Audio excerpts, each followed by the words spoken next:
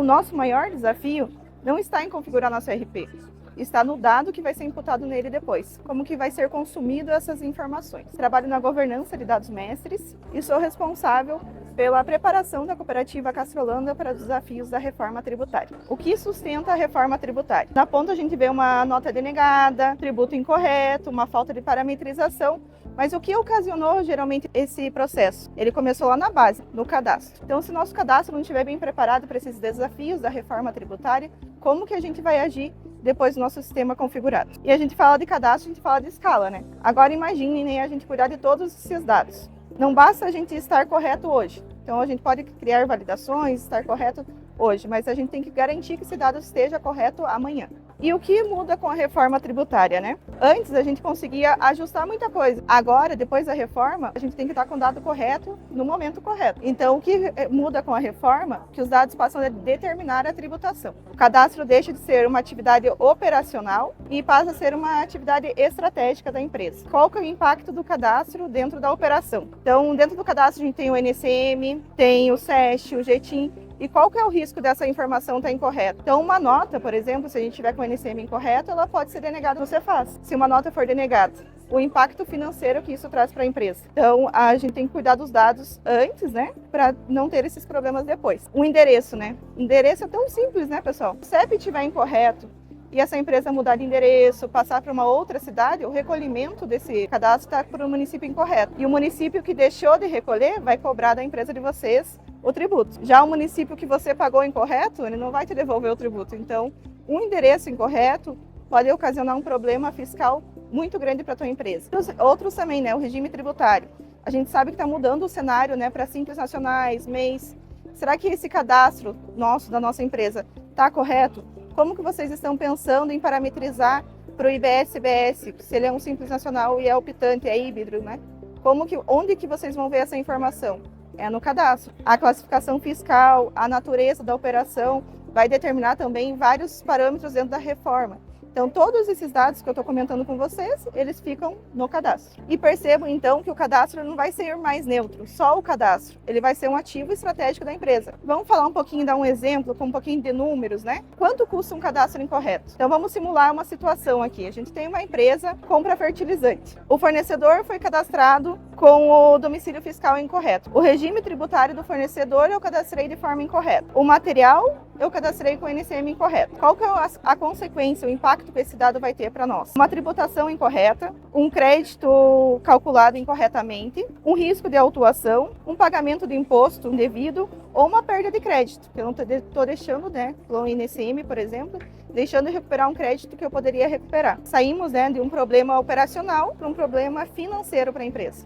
E a nossa simulação, chegamos a um número de R$ 49.750 na operação, por causa do dado incorreto. E agora multipliquem isso por 10, porque é comum, né, o volume de operações que a gente tem na empresa. Então, multiplicado por 10, 497.500. E esse custo, a gente sabe que ele pode ser multiplicado ali, a multa pode chegar até 150%. E outro dado que é importante, pessoal, que a Receita, ela vai começar a cruzar os dados. E isso vai ser em tempo real. Então, uma vez que acende esse alerta para a Receita que tem problema no dado de vocês, no cadastro de vocês, abre uma investigação, né? Então, se tem oportunidade para eles autuarem, eles vão buscar mais dados para atuar. Então, quando me perguntam, né, quanto custa um cadastro incorreto? Depende do dado, depende da operação, mas com certeza custa muito mais do que a gente trabalhar na fonte, corrigir na fonte e manter nossos dados atualizados. E a nossa preparação da cooperativa, né, começou quando, né? Então a gente sempre deu uma importância para os dados, porque uniu o fiscal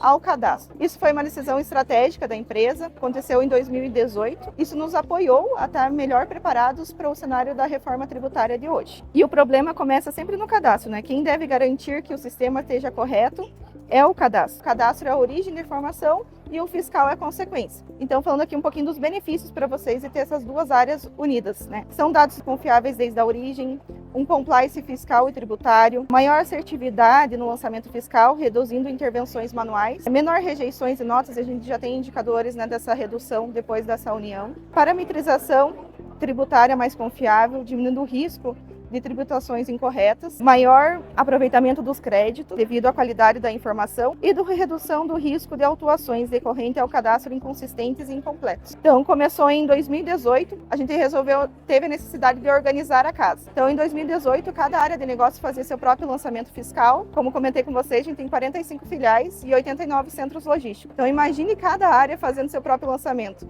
sem um padrão definido, sem alguém olhando como fiscal para esses dados. E, em paralelo a isso, em 2018, a gente implementou o SAP. A gente iniciou com o módulo MDG do SAP. A implementação também sentiu essa necessidade de organizar os nossos cadastros, porque cadastro imaterial, cada unidade também fazia o seu. E a gente fazia conforme a sua necessidade. Então, tinha uma desestabilidade no processo de cadastro. Em 2021, a gente implementou o S/4HANA. Então, é um processo diferente. A gente implementou primeiro os dados para depois implementar o S/4HANA. Em 2021 e 2022, a gente começou um estudo de viabilidade do MDG. O MDG é um ótimo sistema, é um módulo SAP, add-on, né? Porém, a forma que ele foi implementado na minha empresa, não estava atendendo nossas necessidades. Então, a gente deu um passo atrás e começou a revisitar esse processo de cadastros. Aí foi uma decisão também baseada em dados, né? Não simplesmente uma troca de sistema, a gente buscar outra ferramenta de mercado. E até que a gente achou um parceiro. Então, a gente trabalha hoje com a Kinet, faz a nossa governança de dados mestres. Então, a Kinet a gente escolheu muito pelo bench que a gente fez com os clientes que eles atendem, né? Então, 2024 foi o ano de automatizar. Então, a gente criou várias regras. E para implementar também um conselho, né, que eu peguei com outras empresas que também implementaram,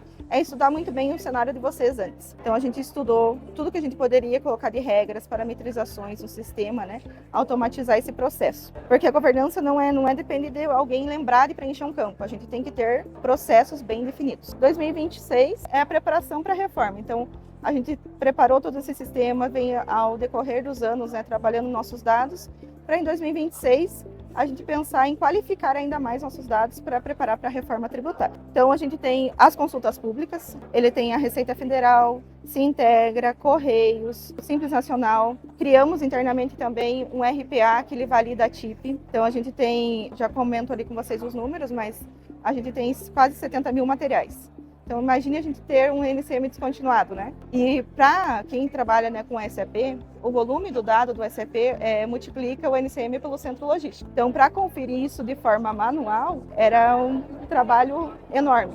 Então, a gente criou também um RPA, ele olha toda a nossa base de cadastro, ele olha toda a tabela TIP e traz se tem alguma inconsistência, algum NCM descontinuado, algo que eu tenho que corrigir no meu cadastro. A gente conseguiu automações, todo esse tempo de estudo, né, do cadastro, a gente criou várias regras de negócio, criou automações para os processos e validações inteligentes. Então, o sistema, né, que a gente tem hoje, atualmente, que é o BRO, a gente consegue criar regras e criar decisões para os negócios. Os dados auditáveis.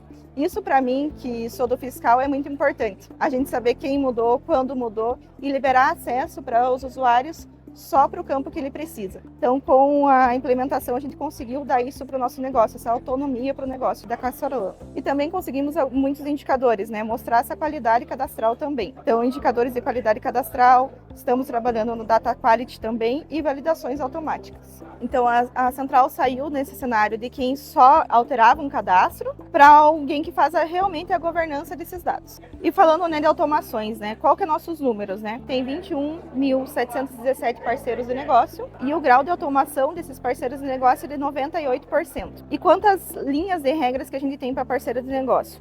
1.500 linhas de automações. Para cooperados, a gente tem a figura do produtor rural, que é nosso cooperado, né? E sua propriedade. Nesses processos, a gente tem 44% de automação. E por que é um número mais baixo que os demais, né? É muita documentação, é matrícula de imóvel, ITR, CCR, que tem que ter uma análise mesmo dos nossos analistas. E para materiais, a gente tem 69.658 dados, né? E 96% de automação. E aqui o material é o mais impressionante, né? A quantidade de regras que a gente tem.